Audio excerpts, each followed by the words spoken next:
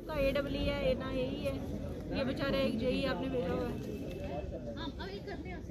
अच्छा मुझे ये बताओ, ये जो बिल है यहाँ पे बहुत सारे लोग हैं जो ये कह रहे हैं कि हमें बहुत इन्फ्लेटेड बिल आए हैं और ये मतलब BPL फैमिलीज हैं।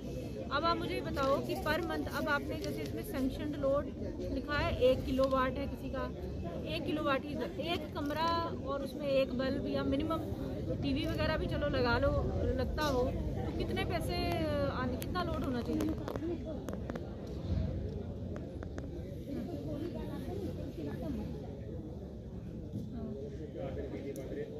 नहीं तो आप कैसे डिसाइड करते हो कि 1 किलोवाट है होगा या कुछ फिजिकल वेरिफिकेशन करते हो ना आप?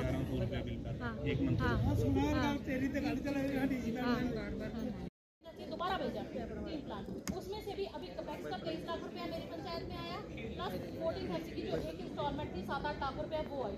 टोटल 3 साल में अगर वो 2829 लाख रुपया और ये 7-8 लाख रुपया और ये हैं तो डे एंड नाइट 24 आवर आपका हॉस्पिटल जो होगा, ऑपरेशन थिएटर जो है फंक्शन होगा। इसी के साथ में CMO साहब से हमारा एक डेपुटेशन मिला था।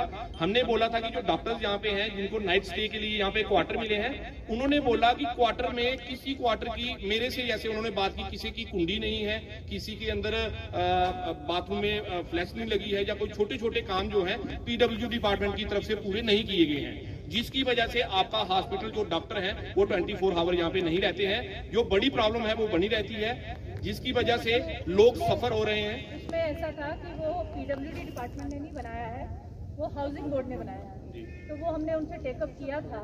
ये नए ही अभी बने हैं, लेकिन कुछ छोटे छोटे काम उसमें, क्योंकि वो बड़ी देर तक हैंडओवर नहीं हुआ, जैसे प्रॉब्लम्स रही, हमने उनसे टेकअप किया हुआ। मैं दोबारा बात कर लूँगी, मुझे उसके बाद मालूम नहीं कि बीच में क्या हुआ, तो मैं दोबारा पता कर लेती हूँ कि फर्दर क्या हुआ। लेकिन वो हमारी भी प्रायोरिटी है कि वो जल्दी से जल्दी तैयार होकर ऑफिशियली हैंडओवर हो जाए मेडिकल डिपार्टमेंट को, ताकि वहाँ पे डॉक्टर्स और पैरामेडिकल रहे। इनफैक्ट हमने पैरामेडिकल स्टाफ को वहाँ रखवाया भी, जब कोविड का टाइम था तो उनको वो रह रहे हैं वहाँ पे, ऑफिशियली नहीं रह रहे हैं शायद, क्योंकि ऑफिशियली टेक ओवर नहीं हुआ, लेकिन रह रहे हैं, यूज कर रहे हैं, और हमारी भी प्रायोरिटी है कि उसको हम यूज करवाएंगे।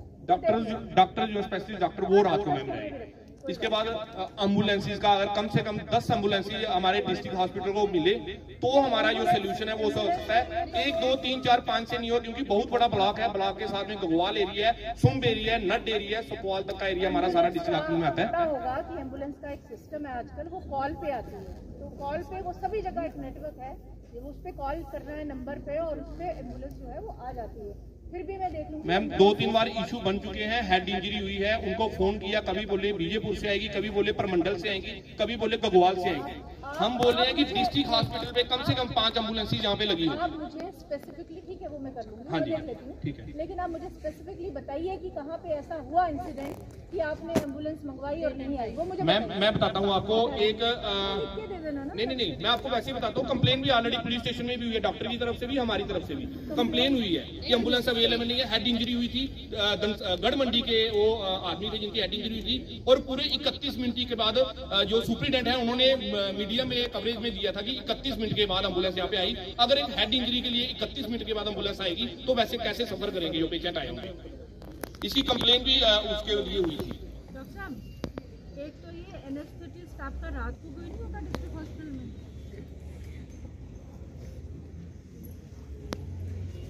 ये कह रहे हैं कि डेट उस पर रखा हुआ है, ब्लॉक दिवस है ना, आज आप क्यों नहीं आए यहाँ पे?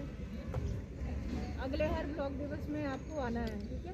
तो ये इन्होंने कितनी लेंथ, अभी मैंने कहा कि आप एस्टिमेट कर लो, वो हमारे लिए ये रोड मेरे पास क्यों, मैंने बड़ी बार ये ग्राम सभा, मैंने कहा था कि ग्राम सभा करो और अपने अपने पंचायत का एक कनेक्टिविटी प्लान बनाओ। कनेक्टिविटी प्लान के लिए मैंने हर ब्लॉक दिवस में ये बात की है, लेकिन मेरे पास आया किसी का नहीं।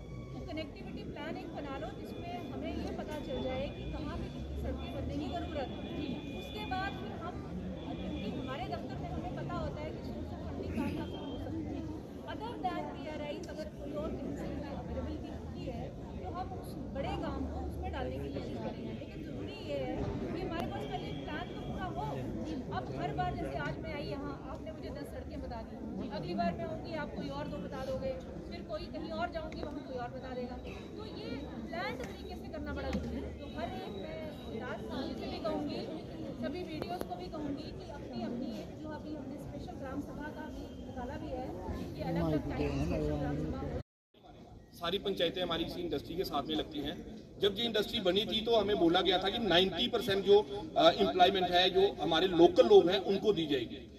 आज तक किसी भी इंडस्ट्री ने हमारे सरपंचों के साथ टाई अप नहीं किया है।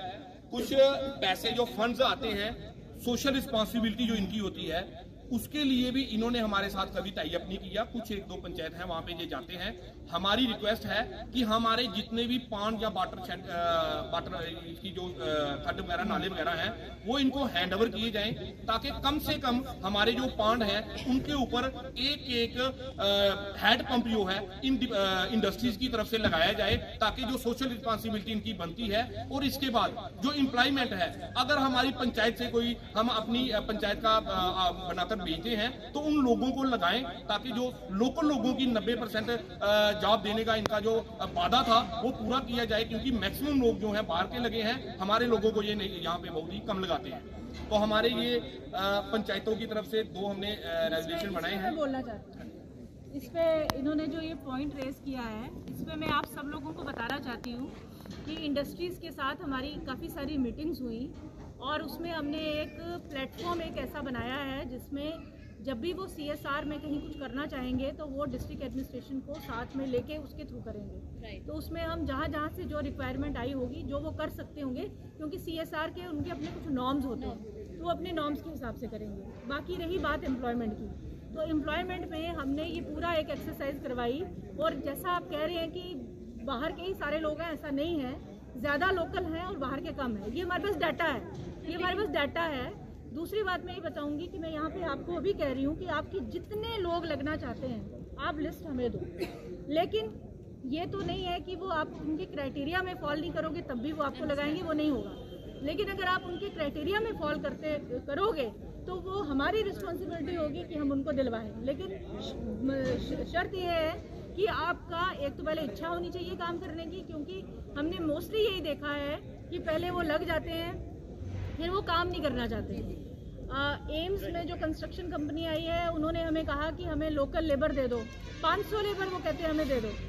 अब मैंने ओपनली सभी सरपंचेस, उस दिन मैंने मीटिंग बुलाई थी, कुछ लोग आए थे कुछ नहीं आए थे, मैंने सबको कहा था कि मुझे नाम दे दो, 500 लोग वो लगाने को तैयार हैं, एक भी नहीं आया मेरे पास।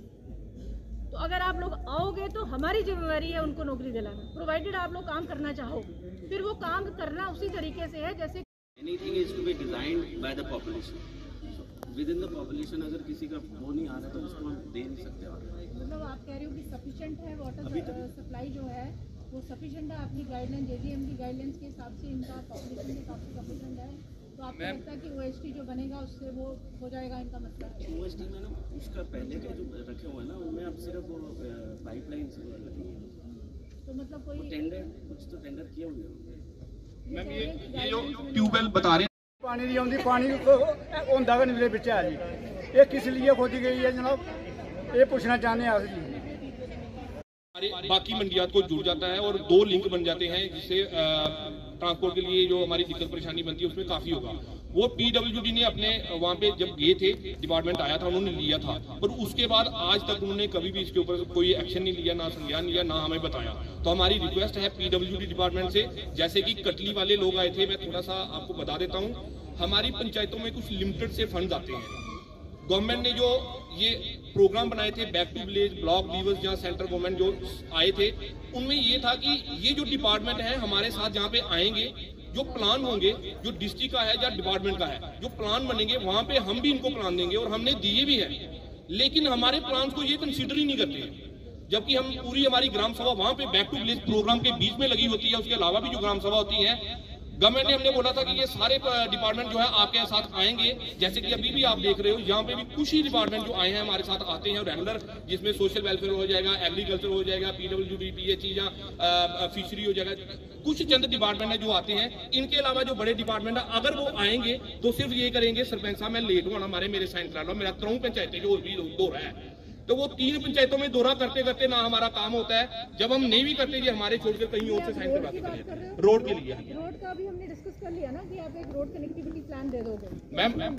हम जब हमारा जो अभी जो आपने बैक टू विलेज का बोला वो मैं देख लूँगी, वो डीसी ऑफिस में हमारे पास पड़े होंगे। तो बैक टू विलेज में जो जो अलग अलग डिपार्टमेंट्स के प्लान उसमें प्रोजेक्ट किए गए थे, मतलब प्लान्स नहीं डिमांड्स, जो डिमांड्स उसमें की गई थी, उन डिमांड्स को हम अलग से लेके उनका देख लेते हैं क्या क्या कहाँ एडजस्ट हो सकता है। मैम एक रिक्वेस्ट है, जब हम ये प्लान देते हैं ना तो हम इनके पास दोबारा लेने जाते हैं, इनके पास ही नहीं तो इन्होंने डिस्ट्रिक्ट में वहाँ पे कहाँ भेजे होते हैं, क्योंकि इन्होंने वो लिख के ले जाते हैं, वो नहीं। बुकलेट्स बनी हुई हैं, हर एक विजिटिंग ऑफिसर ने वो बुकलेट जमा कराई हुई है डीसी ऑफिस में, तो वो हमारे पास बुकलेट्स पड़ी होंगी, हम निकाल लेंगे। ठीक वो दिए थे ना, वो तब सॉल्व हुए थे। और हम ये आपसे रिक्वेस्ट करते हैं कि इस बार जो हमारे इश्यूज हैं प्लीज उनको सॉल्व कर दें, ताकि लोग जो हमारे जिन्होंने हमें सरपंच बनाया है 3 साल से वो इनको देखते आ रहे हैं, जो पहले पूरे नहीं हुए, मुझे लगता है 2 साल और रह गए हैं, साल भर हमारी पंचायत चलेगी, शायद ही वो पूरे हो पाए।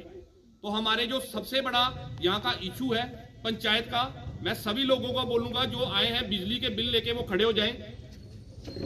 ये हमारे सारे वो बीपीएल गरीब लोग हैं जिनके बिल गवर्नमेंट की तरफ से, पीडीडी डिपार्टमेंट की तरफ से कम 1 लाख रुपया है।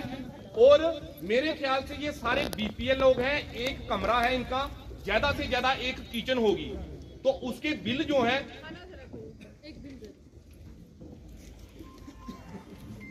ये बिल जो है लाख रुपए के हिसाब से बिल है। ये हैंड टू माउथ लोग हैं, बीपीएल लोग हैं, बड़ी मुश्किल से अपना गुजारा कर पा रहे हैं। लेकिन अगर सरकार का रवैया इस तरह से अड़ियल रहेगा इन लोगों की लिए कि ये बिल जो है लाख रुपया ही लेंगे, तो मेरे ख्याल से इनके कनेक्शन जो है वो कट जाएंगे। टीटीडी से कौन है? ये मुझे बताओ, आपके एक्सचेंज साहब कहाँ है? मैम ये AWE ये मुझे बताओ कि इसमें महीने का कितना आ रहा है? 127 नहीं है? ये तो टोटल अमाउंट है ना, ये तो पिछला छोड़ो, मंथली कितना है?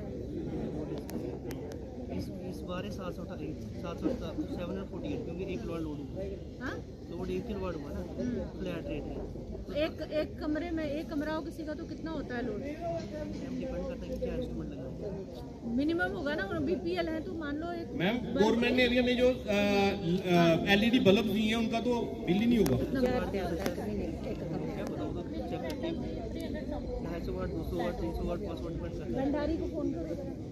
387 समथिंग है मिनिमम फ्लैट है।